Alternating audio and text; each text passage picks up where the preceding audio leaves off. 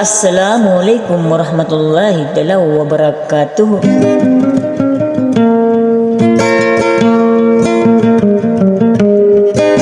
Selagi pun amari narinaw din ng mga maranasan. Nasiyak mo na ready ko kurmata na sa ging ko to haariak na dasala ko kay Princess Norjena. Asli ko na rin makapupan daw sa ging kanan sa Saudi Arabia maputi paon.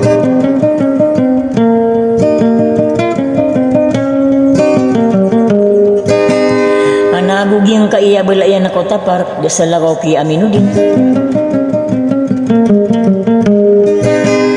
Ginang ko na rin sa pamilya Manding.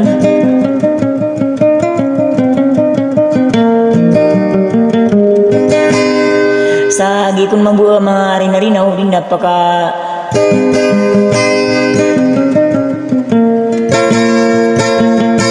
uli na ka naging sa suara niya.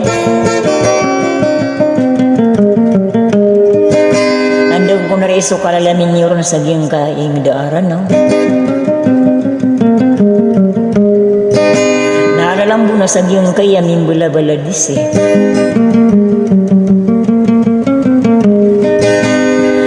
Dasal ako na rin ko magkiragamas mo kung nasa katiin na pamakin ganiyom sa tutang kainyo rin na sa sudina. Wassalam.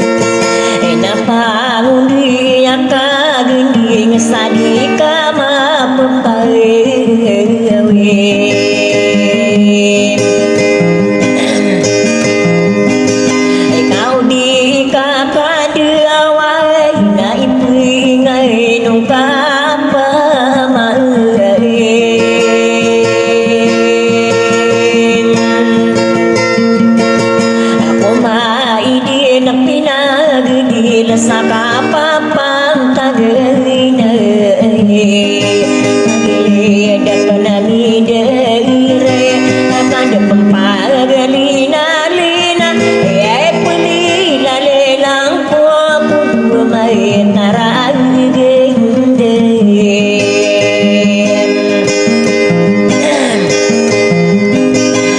Anak ko na re ako na buinuwa razan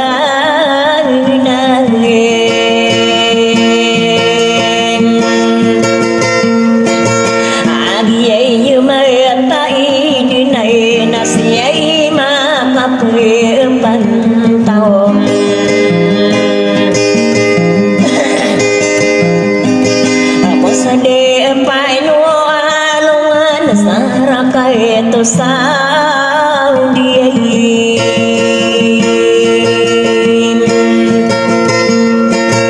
nariyan ako nakaludang ko so ini pagluwaw niyayin pangilayan sa saynay nako nabayawat ka na iyay kilala na may kain ang tawag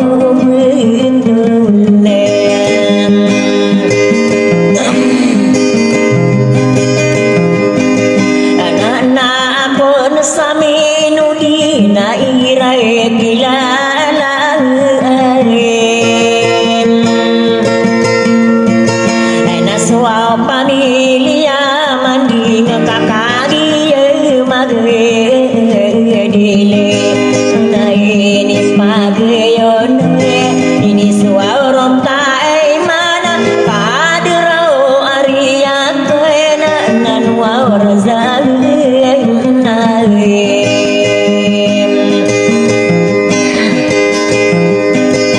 adikku mi pergi nalang kakagi kantawang